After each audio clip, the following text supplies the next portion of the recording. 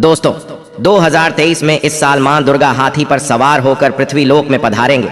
शास्त्रों में वर्णित है और मान्यताओं के अनुसार अगर शारदीय नवरात्रि पर यदि माता दुर्गा का आगमन उनके वाहन सिंह पर नहीं बल्कि हाथी पर होगा तो मान्यता है कि माता दुर्गा का हाथी पर सवार होकर आना बहुत ही शुभ और कल्याणकारी माना जाता है। जीवन सुखमय हो जाता है, भक्ति का भरपूर लाभ भक्त जनों को मिलता है। दोस्तों, इस बार नवरात्रि पूरे 9 दिनों तक मनाई जाएगी ना, एक भी दिन कम न ज्यादा। पूरे 9 दिनों तक मनाई जाएगी। मां शेरावाली की विशेष रूप से पूजा आराधना की जाएगी। शारदीय नवरात्रि का महापर्व इस बार 2023 में 15 अक्टूबर दिन रविवार से शुरू होकर 23 अक्टूबर सोमवार के दिन समाप्त होंगे। ऐसे में शारदीय नवरात्रि पर माता दुर्गा की कृपा पाने के लिए कलश स्थापना का शुभ मुहूर्त है। 15 अक्टूबर को दिन में 11:44 से दोपहर 12:28 तक कलश स्थापना का शुभ मुहूर्त रहेगा। तो आइए दोस्तों, जानते हैं नवरात्रि में क्या नहीं खाना चाहिए और कौन सा फल खाना आवश्यक है और क्या नहीं पीना चाहिए। आज हम विस्तार से आपको बताएंगे दोस्तों। शास्त्रों के अनुसार बताए गए भारत में चाहे किसी भी प्रकार का व्रत या त्योहार क्यों न हो, उनसे जुड़े नियम का पालन करना अति आवश्यक माना जाता है, क्योंकि जो मन के मुताबिक किया जाए वो संघर्ष नहीं कहलाता। कहा जाता है कि मनोकामना को पूर्ण करने के लिए थोड़ा सा संघर्ष यानी कि तपस्या तो करनी ही पड़ती है। इसीलिए ऐसी मान्यता है कि हर पूजा विधि और सभी व्रत पूर्ण विधि विधान से किया जाना चाहिए, तब आपको व्रत का पूर्ण लाभ फल मिलता है, आपकी सभी मनोकामना पूर्ण हो जाती है। इसीलिए हर शास्त्र यही कहता है कि सच्चे दिल से अगर आपके मन में ईश्वर के प्रति श्रद्धा हो तो पूजा पाठ का सारा फल मिल जाता है, और अगर मन में ईश्वर भक्ति के प्रति शंका हो तो उस मनुष्य को कई जन्मों तक सुख नहीं मिलता।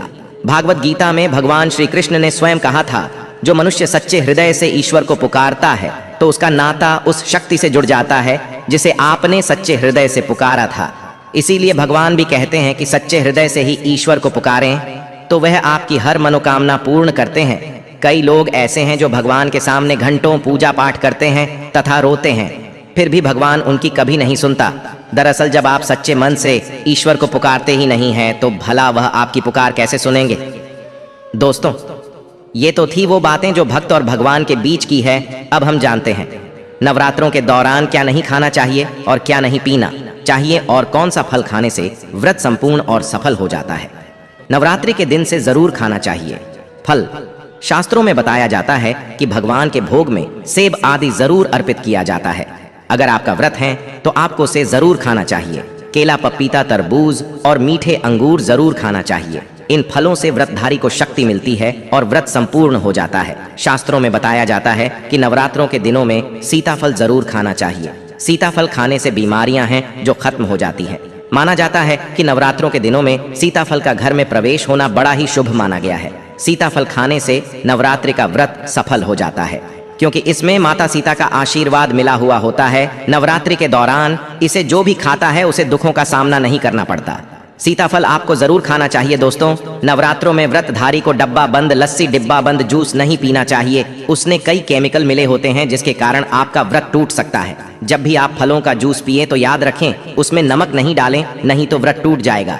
साथ ही साथ जूस में बर्फ भी नहीं डालना चाहिए। फलों का सादा जूस पीने से व्रत सफल होता है। दोस्तों, नवरात्रि के दौरान सिंघाड़े का आटा या कुट्टू का आटा खाने से पहले यह देख लें कि आटा पुराना नहीं होना चाहिए, क्योंकि पुराने आटे में कीड़े वगैरह पड़ जाते हैं जिसके कारण आपका व्रत टूट सकता है, क्योंकि ये छोटे छोटे कीड़े हमें दिखाई नहीं देते और आपके मुंह तक पहुंच जाते हैं।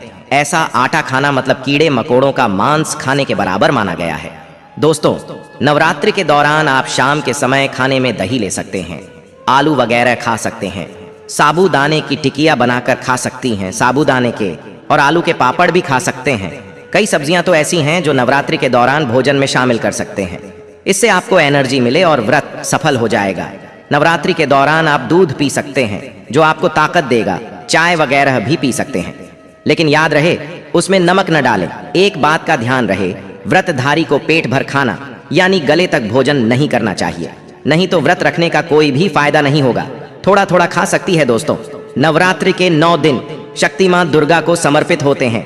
आंतरिक के 9 दिन माता रानी के 9 अलग अलग स्वरूपों का पूजन किया जाता है। नवरात्रि के 9 दिनों में माता रानी को अलग अलग स्वरूप के हिसाब से कुछ अलग अलग भोग अर्पित किए जाते हैं। लेकिन क्या आप जानते हैं कुछ ऐसी वस्तु है जिन्हें नवरात्र के दौरान भूलकर भी माता रानी को अर्पित नहीं करना चाहिए। अगर इन वस्तुओं को आप गलती से भी माता रानी को अर्पित कर देते हैं तो आपको व्रत और पूजन का पूर्ण लाभ नहीं होगा।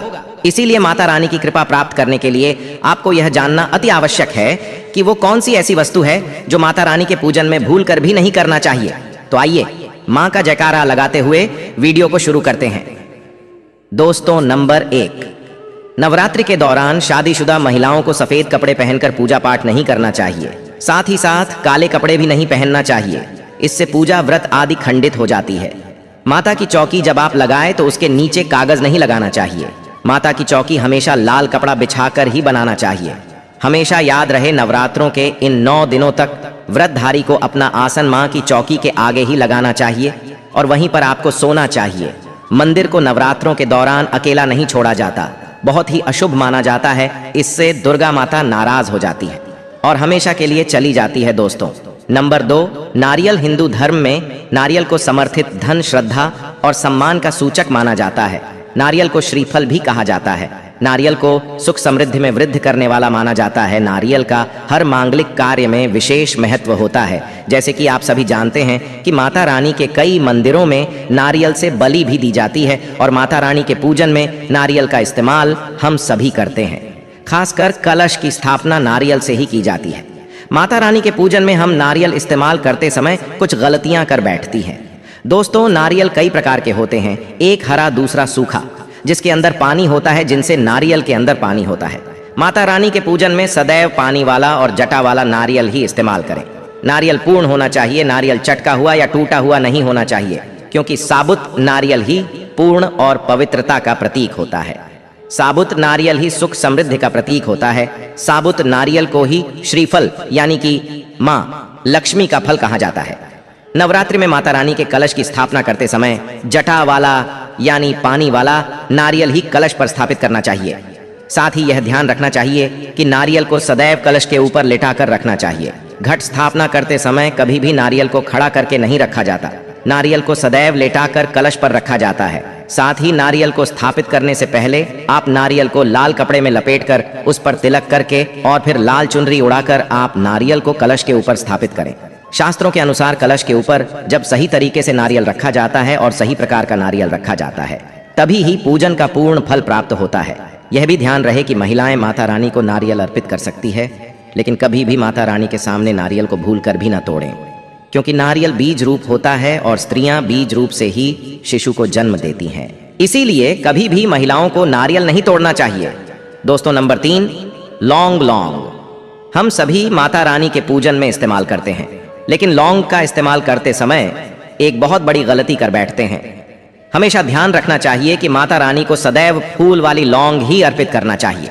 जिन लौंग के ऊपर फूल नहीं होता या फिर जिस लौंग के पीछे लकड़ी की डंडी नहीं होती, उसको आप माता रानी के पूजन में भूल कर भी इस्तेमाल न करें। फूल वाले लौंग को ही पूर्ण माना जाता है और माता रानी के पूजन में कोई भी अपूर्ण वस्तु, कोई भी खराब वस्तु या टूटे हुए अक्षत इस्तेमाल नहीं करना चाहिए। इसीलिए सदैव पूजन में फूल वाली लौंग का ही इस्तेमाल करें। दोस्तों, नंबर 4, तुलसी के पत्ते अर्पित नहीं करना चाहिए। मां दुर्गा की पूजा में तुलसी पत्र का इस्तेमाल करना वर्जित माना जाता है। तुलसी पत्र के अलावा आंवला भी माता रानी को अर्पित नहीं करना चाहिए और दूर्वो भी माता रानी को अर्पित नहीं करना चाहिए। दूर्वा भगवान श्री गणेश को अति प्रिय है। नवरात्रि में आप भगवान गणेश को दूर्वा अर्पित कर सकते हैं। भगवान विष्णु जी को तुलसी के पत्ते अवश्य अर्पित कर सकते हैं, लेकिन माता रानी को भूल कर भी तुलसी के पत्ते या दूर्वा अर्पित न करें। माता रानी को सफेद फूल भी अर्पित न करें। माता रानी को सदैव लाल रंग के फूल अर्पित करने चाहिए। लाल रंग के फूल माता रानी को अति प्रिय है। खासकर माता को गुड़हल और कमल के फूल अति प्रिय है। शास्त्रों में बताया जाता है कि घर में माता रानी की 2 या 3 मूर्तियां या फोटो नहीं होने चाहिए। इस बात का भी आप विशेष ध्यान रखें कि माता रानी के पूजन में कोई भी खंडित चीज इस्तेमाल न करें। खंडित चीज जैसे कि छटका हुआ या टूटा हुआ दीपक या फिर चटका हुआ कोई बर्तन। साथ ही यह भी ध्यान रहे कि लोहे के और प्लास्टिक के बर्तन आप माता रानी के पूजन में इस्तेमाल न करें, क्योंकि प्लास्टिक के चाइनीज बर्तन हड्डियों के पाउडर से मिलकर बनते हैं। ऐसा न करें। ऐसे बर्तनों को माता रानी के पूजन से सदैव दूर रखें। माता रानी को जो कुछ स्थापित कर रही है उन्हें सूंघे नहीं सूंघेते हुए फूल या गिरे हुए फूल या फिर मुरझाए हुए फूल माता को अर्पित न करें। दोस्तों, कमेंट बॉक्स में लिखें जय माता दी। जानकारी पसंद आए तो एक लाइक जरूर कर दीजिए। और इस वीडियो के संबंधित और नवरात्रि के संबंधित आपके पास कोई भी सवाल या कोई भी प्रश्न हो तो हमें कमेंट बॉक्स में जरूर पूछें। धन्यवाद।